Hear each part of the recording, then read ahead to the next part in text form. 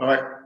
So you're welcome to another session here, and we're going to. This is the 16th week on this book. We're reading "Believe It" by Jaime Kearn Lima, and we're here in chapter 15. And the title, like you see on the screen, is "Believe in the Power of Letting Your Light Shine." Right, and that's just pretty much you know being a reflection of what is light, of what is good, of what people should desire for, of what success is like, of what victory is like, of what the better life is, right? And we all seem to miss that.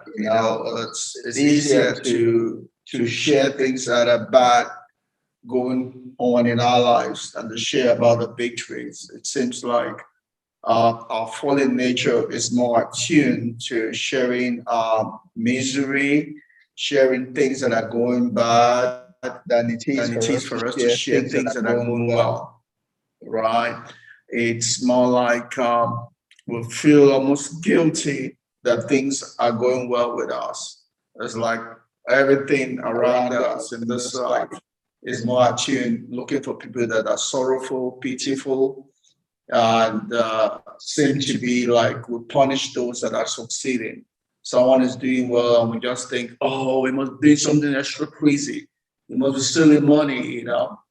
And that kind of makes it difficult for some people to rise above, right? Rise above the environment, rise above mediocrity. Prevents them from growing to the highest height that God has ordained for them to live. Just like that typical example we all give all the time about the 1 mile, race. People couldn't break the limit until someone purposefully, intentionally broke it. Then once it broke it, every other person could follow. You know, and that's just the way we human beings are made.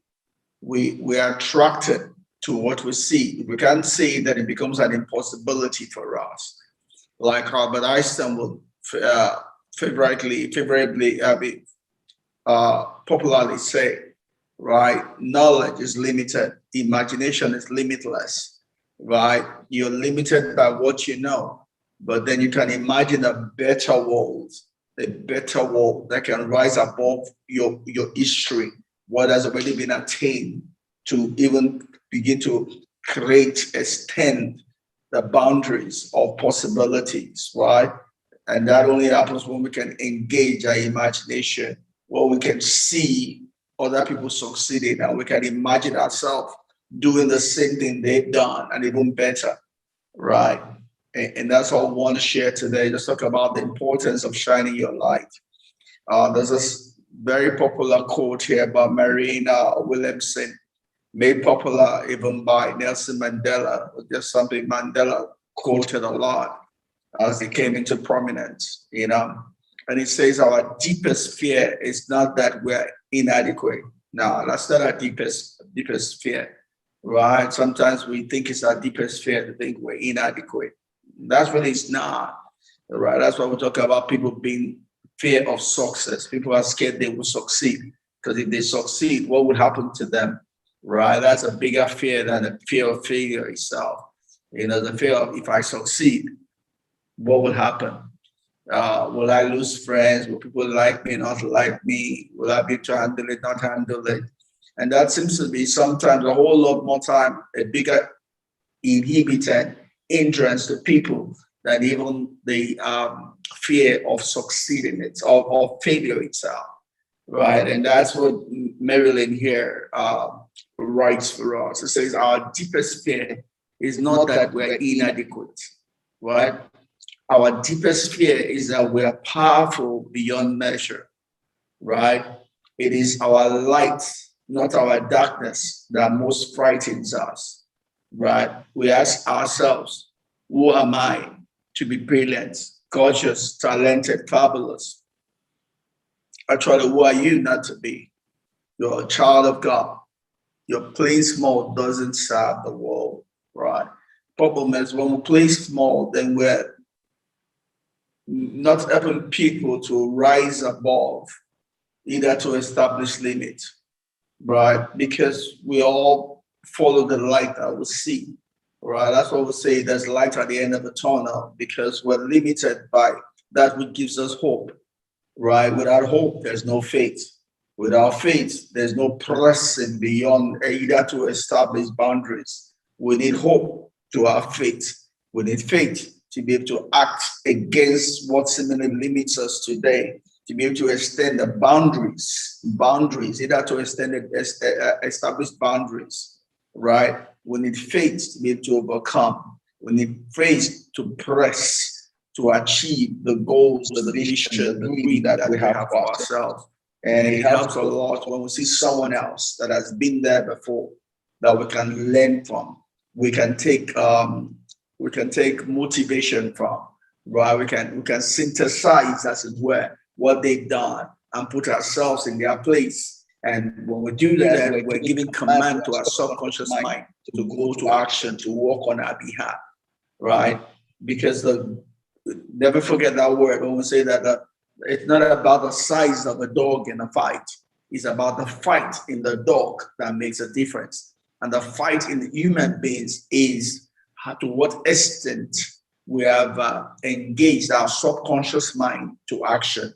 Because our subconscious mind's engagement to action is the size of the fight in us. For as long as the subconscious mind is not being awoken to act on our behalf, to meet the need that we have, we truly have no fight in us. The amount of fight in a human being is the extent to which the subconscious mind is being engaged to walk in the direction or the pursuit that human being is engaging in. Right? To that extent is there a fight in that human being. To the extent to which the subconscious mind is not engaged is the extent to which there's no fight in that human being. And hence the extent to which that person cannot achieve that which is rising up or is endeavoring to do. Because the subconscious mind is our soldier, is our fighting force, right? Once you engage the subconscious mind, it goes out to work on your behalf to achieve that which you have intended to do, right? The subconscious mind is also our connection also to infinite wisdom, right? It's our place whereby we get wisdom, direction, a picture, the architecture of that which we want to do, right? So, and it makes a difference what we're seeing, because what we're seeing is the messaging that we give to the subconscious mind. Subconscious mind takes message or direction from us based on what we focus on with the appropriate emotions to go with it, right? If what you're focusing is just a passive thing, then the subconscious mind is not engaged. It has to be a focus with the right amount of emotion. There has to be an engaging, as it were, a going into a trance to be able to capture the messaging right for the subconscious mind to go to work. And that's why it's important for us to shine our light. And the way most of us have grown, it's been in such a way that it negates what we need, right? To be for ourselves and for others. Right? Amy narrates how she kind of cringe to be able to talk about our success, because it's more like talking about our success. She feels like, oh, it will appear like she's being boastful, prideful, probably looking down on others. Only this morning, I had to write one of my stories, talking about how I fought my way out of depression. And I was writing it, I pretty much just recognized that some people might misinterpret it as if I'm looking down on their status, and I had to make that clarification, right? I mean, I was able to fight my way out of it because of what I know, right? And everyone can fight, probably not at the same pace, not in the same way, because we all have different knowledge, different levels of engagements, right? And but it's not like in my Yoruba land dialect. We'll say, don't use another man's clock to walk. You got to know your clock. You got to work from where you are, right? Where you are is your feet on the ground, right? You can have your heart to the sky and you want to do miracles, you want to do everything, but you got to start from where you are, right? And that is our place. You got to recognize where you are and begin to take, whether it's baby steps, but just make sure you're progressing. You're doing all that you can where you are. That's the only way forward. That's the way to work out miracles in your life, right? It's not about thinking about what someone else did. While you look at what someone else did as an encouragement, as a motivation, because if it's possible for them, then it's possible for you, right? But the way to get there might not necessarily be the same because you all are starting from different points, right? Well, you have to take cognizance of where you are, the resources available to you. You cannot be blindsided to that. You have to look at what is available to you, and with what is available to you, trace your step to where you want to go by doing all that you can every step of the way as you grow, right, to where you need to be, right? And you need to be mindful of some of the things we've grown up with, right? That probably seem to limitate us in shining our light, right? I mean, I grew up an introvert. I also grew up with parents who were probably more cautious about respect, all of that stuff. And in some ways, that kind of stands in the way of some of the things I need to do, and I do. I take the good, and some of the things that are standing limitation to me, I have to throw away, right? To be able to become all that I am today and all that I need to be tomorrow, right? Not everything that you're bringing from your past is necessarily going to work for you. You got to recognize the things that are working and the things that are not working, and know how to use the things that are working and throw away the things that might not be working for you. Because at the end of the day, it's about you making it in life. It's about you becoming a success. It's about you becoming the highest expression of all that God has created you to be. That's all that it's all about, right? And so, and and yeah, I mean, we just emphasizing the fact that most of the things that we do, we do it for others also, right? As you succeed, there are people that are looking at you, that they're taking a key from your success and makes a difference in their own success, right? A picture that probably never leaves me and probably never leave me was when I was serving out in Halafia, right? Eben Mahafia, and well, I did serve there as a scripture union travel secretary and associate travel secretary. And I was about to eat that day, and I was wearing a cap, and there was a young lady there looking at me and trying to see what will he do, right? And I took off my cap and I prayed right before eating, and that made a lot of a difference to her, right? I mean, maybe today I wouldn't do it, but at that point in time, my belief then was the need to take off my cap, right, and pray. And it made a lot of difference, impact to her, which probably I believe never left her, probably not left her today, even as she's a mother today, having her own family. The fact that I wasn't taking God for granted, right? At that point in time, I stood by that which I believe, right? And just tells me that a lot of people watching me, a lot of people watching you, right? We all are leaders, no matter where we are, no matter where we find ourselves.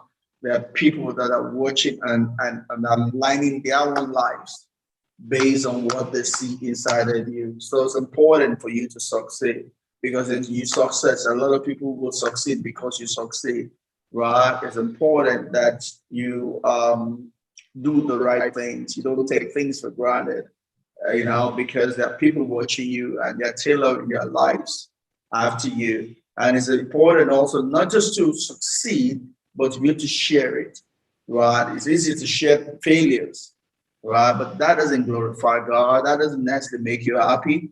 right?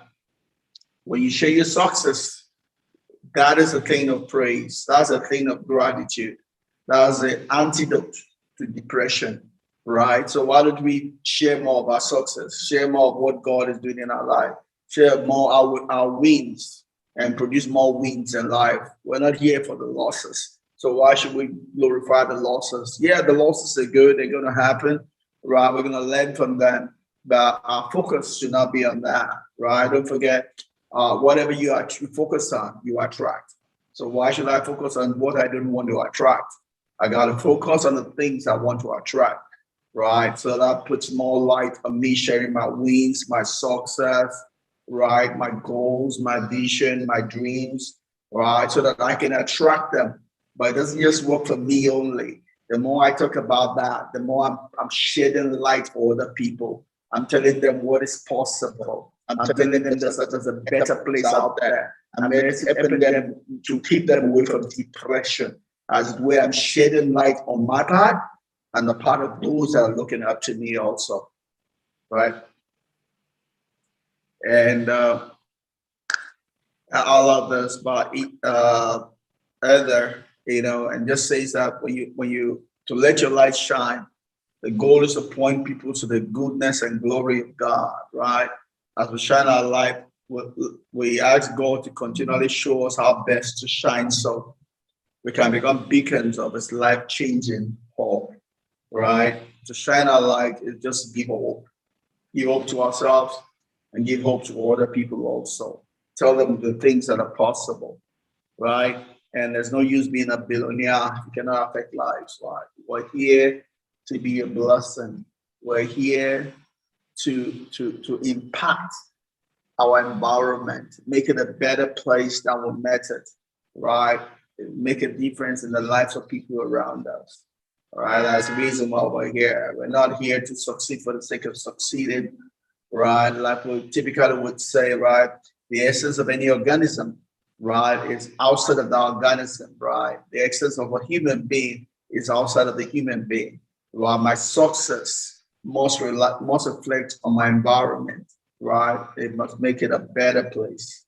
Otherwise, I am not a success. The extent to which a person is a success or a failure is the difference he has made to others and to the world he met here. Right? Are you going to leave this world? Right? Your success is reflected in your environment. And I was just trying to put some things together. If you're going to shine your light, you got a plan to do it. Well, it's not just going to come of its own accord. You need to understand the importance of shining your light, right? First of all, living a good life, succeeding at life. That means you have a dream, you have a vision, you have goals, you have targets, which you can share for. Talk about it because that's light. You're telling people the light that you see. And hopefully, in that light, they can see their own light also. And as you succeed in doing it, also, you can share that testimony, telling people that it is possible. It is possible, right? You're sharing it is possible. And by that, people can be drawn to things that are possible, right? And we need to be intentional about it. And it all goes with gratitude, right? Because if I sharing my success is as good as me being grateful for it. I mean, what's the use of not of saying I'm grateful for something I can't share, right? When I share what God is doing in my life, I'm saying, God, I'm grateful and I want more, right? And I'm telling people it's possible also that they can see God in that life. They can believe for the same things in their life, right? You can live a better life. That's the whole idea about it. All right, I'm gonna stop here. Typically, when I'm alone in the house, you know, yeah. So great, great. Today's my alone in the house, and I hope you all get something out of it. Yeah. So we're done with chapter 15 today. We have three more chapters, 3 more weeks to go, and we'll move on to our next book, which should be my bishop's latest book, Don't Drop the Mic. I look forward to reading that book. All righty, thanks. So you're going to be listening today so that on YouTube, you're listening to it right now, whatever. I hope it blesses you. Thanks for being with me here. God bless you. Have a good rest of the evening.